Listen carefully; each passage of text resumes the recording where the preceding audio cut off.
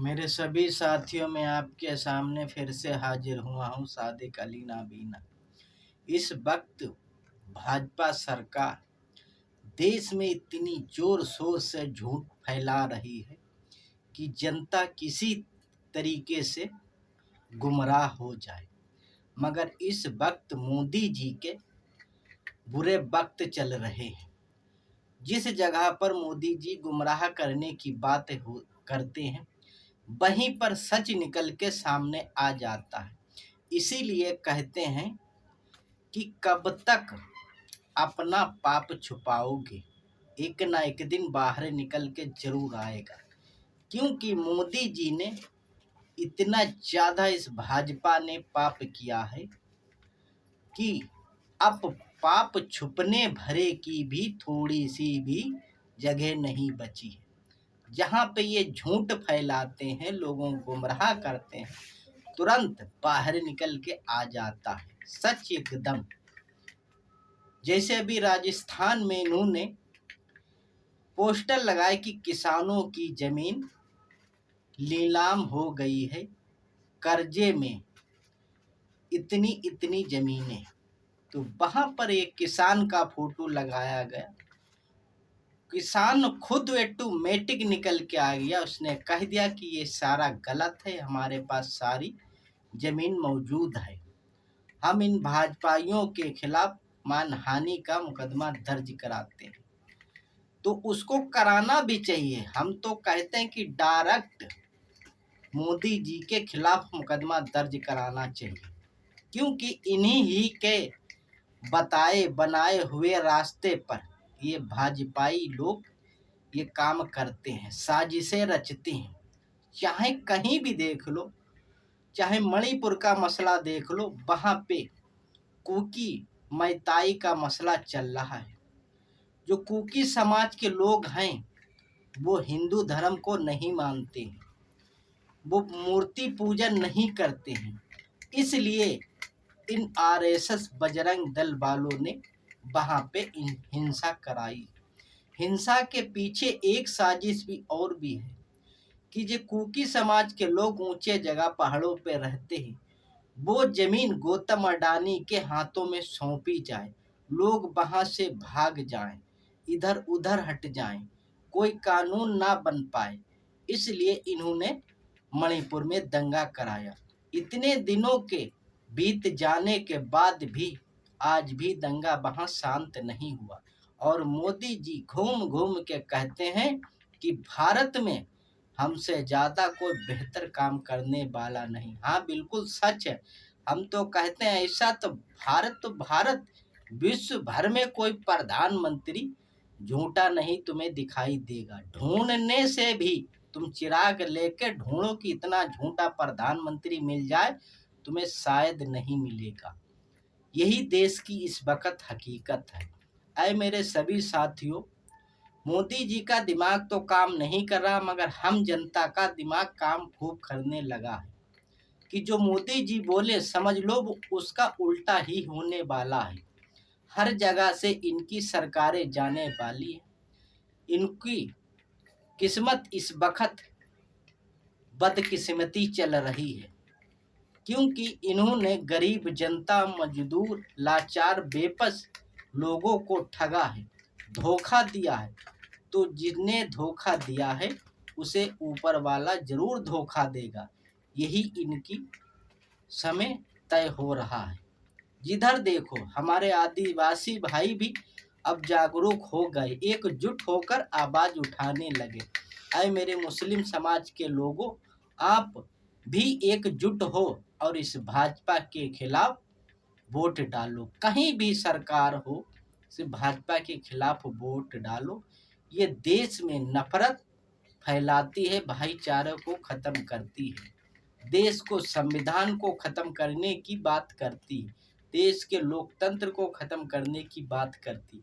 इनको मनुवाद चाहिए, मनुस्मृति वाला कानून चाहिए, जो पिछड़े समाज को जलील किया जाए और गुलाम बनाया जाए। इससे हम सबको उठकर आगे बढ़ना है। जो जिधर देखो उधर तुम्हें यही चीज दिखाई दे रही, ये कहीं और नहीं, ये भाजपा दी ही की कारनामे है। इस कारनामे से देश की जनता जागरूक हो चुकी है। आए मेरे सभी साथियों, एकजुट होकर इस भाजपा सरकार को हटाओ। हमारे भारत का संविधान लोकतंत्र बचेगा तो हम सब लोग फिर से अपने कारगर हो जाएंगे। और याद रख लेना, दिल में ठान लेना, इस भाजपा सरकार को भारत में दोबारा नहीं लाना। ये कितना भी कुछ कर ले, अभी ये 2024 के चुनाव तक बहुत से मसले आएंगे, बहुत से मुद्दे लाएंगे। महंगाई, बेरोजगारी, सस्ती चीजें ऐलान कर देंगे कि गैस सिलेंडर हम तुम्हें 600 रुपये में देंगे, फलाना कर देंगे। इनकी बातों पे बिल्कुल मत विश्वास करना। इससे पहले भी हमने देखा है कि ऐलान तो कर देते हैं मगर उसको पूरा नहीं करते हैं।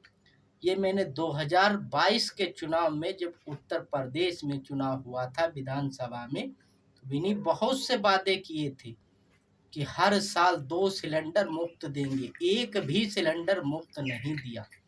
जितना बजट का पैसा, मैं तुम्हें यकीन से बता रहा हूँ, उत्तर प्रदेश में जाके तुम देख लो, हर चौक चौराहे पर तुम्हें मंदिर चमकते मिलेंगे। सड़क भले टूटी मिले मगर मंदिर तुम्हें चमकते मिलेंगे।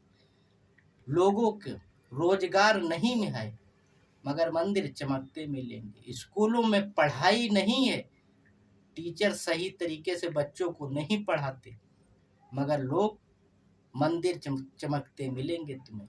ये उत्तर प्रदेश की हालत है। मंदिर से किसका भला होने वाला? पूरे देश की जनता जान लो, जिसका भला होने वाला है वही अपने धंधे को ऊंचा करेंगे। हम सबका भला नहीं होगा। हम सबका जब ही भला होगा, सभी लोगों को नौकरियां मिलेंगी और पढ़े लिखे भी अनपढ़ की तरह बेचारे मजदूरी व्यापार कर रहे हैं, सिर्फ अपनी जीवन काटने के लिए। मगर इन भाजपा सरकार को, इन्हें सिर्फ मंदिर ही मंदिर चाहिए। ये देश में नफरत फैलाते हैं, लोगों को बांटते हैं और कहते हैं ये जातिवाद खिलाफ है। जातिवाद यही लोग बढ़ाते हैं। किसी मंदिर में दलित जाति या वाल्मीकि जाति का कोई शख्स अगर तुम्हें पुजारी मिल जाए तो बात कहना ढील दे। यही मेरी सभी साथियों से अपील है, एकजुट होकर इस भाजपा सरकार को भगाओ। ये देश की गद्दार आरएसएस की विचारधारा वाली पार्टी है। महात्मा गांधी के हत्यारे, नाथूराम गोडसे के पुजारी, ये 1925 से यही साजिशें रचते चले आ रहे। आरएसएस के लोगों को जहां देखो तुरंत उनका बाइकआउट करो। इन्होंने हर जगह पर अपने हेडक्वार्टर बनवा रखे हैं। इसका पैसा कहां से आए ये जांच होना चाहिए। मगर ये 2023 में नहीं, 24 में चुनाव जीतने की बात होना चाहिए। यही मेरी सभी साथियों से अपील है। मुस्लिम कौम की कोई भी पार्टी भारत में नहीं है। हमारी मुस्लिम भाइयों से, इस्लामी भाइयों से ये गुजारिश है, अपनी एक पार्टी तैयार करो, मजबूती से उसको विधानसभा के अंदर मजबूत करो, लोकसभा के अंदर मजबूत करो, तब मुसलमानों के हक की बात हो पाएगी। नहीं, हमने देखा है जहां पर इस्लामी भाइयों की तादाद ज़्यादा होते हुए भी वहां पर उनकी संख्या कम दिखाई जाती है। अगर एकजुट ना हुए, मुस्लिम कौम की पार्टी को ना आगे बढ़ाया तो समझ लेना ये कांग्रेस भी वही भाजपा की तरह करती आई है। मुस्लिम कौम के कितने घर तोड़े गए सबसे छिपा नहीं। ये जान लो, ये पहचान लो, मुस्लिम कौम को कमजोर करने वाला कोई और नहीं, ये कांग्रेस, ये भाजपा है। अब तक इन्होंने ना कहीं मुख्यमंत्री दिया है ना डिप्टी सीएम दिया है। इस बात को ध्यान रखना। अपने आप को मजबूत करो, अपनी पार्टी एक मजबूत करो, जब भी आपके हक में बात हो पाएगी। यही मेरी सभी साथियों से अपील है। जय हिंद।